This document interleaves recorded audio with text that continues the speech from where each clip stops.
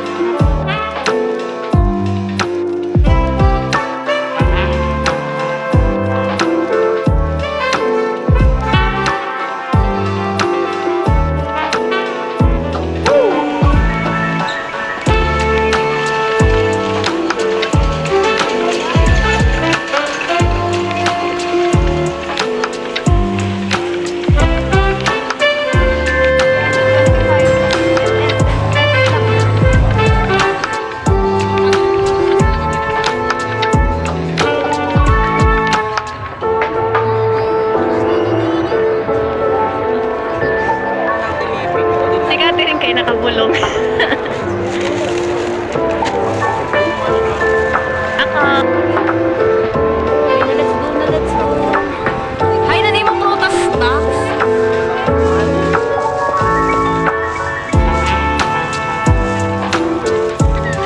Kaluwit lang mo na ng ano.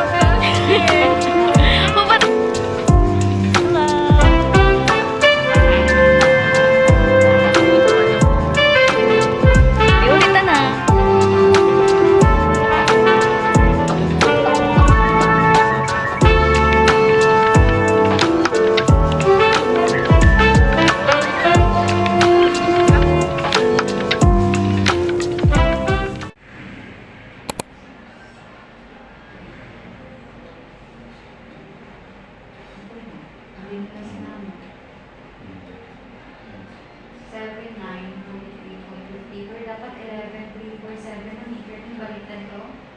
11,437 Hindi na sinama yung ano na lang ang SEO ang Diyos for 2024.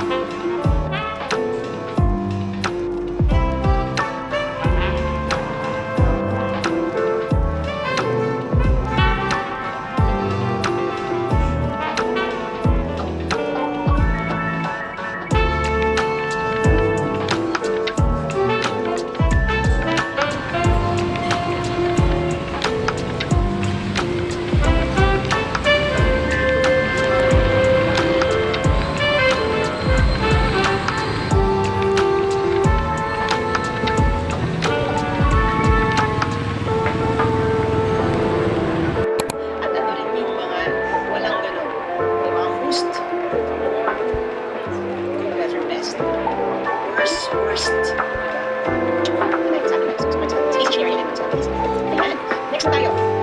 Wala bang pero okay lang yan. Okay, ano yung tandaan? Kung yung tandaan yung score nito, tandaan nyo, saan ako nagkamali? Para sa sa akin. Where did I do? What did I do? Make a change. Alam niyo yun, para to the next time, na makakita nyo, yung sino yung comments sa spot.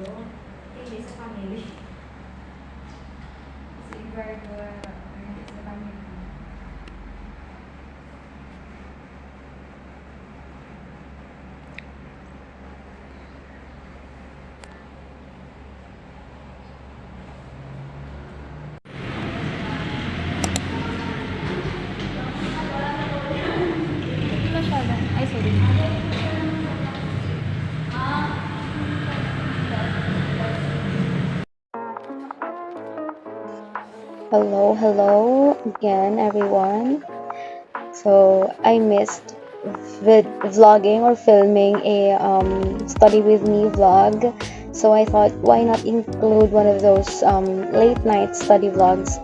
I mean, late night session that I do after work because uh, unbeknownst to everyone, I'm actually not planning. I mean, I'm going to take the March 2026 civil service exam. So here I am after work. What I do is study. Little by little, I study for the exam, which I hope I pass. I hope God sees me as deserving to pass the exam. So if you noticed, the lighting in the background is not very well lit. It's dim and somewhat close to dark, something like that. Personally, I love studying in a room wherein the only well lit part is my study desk.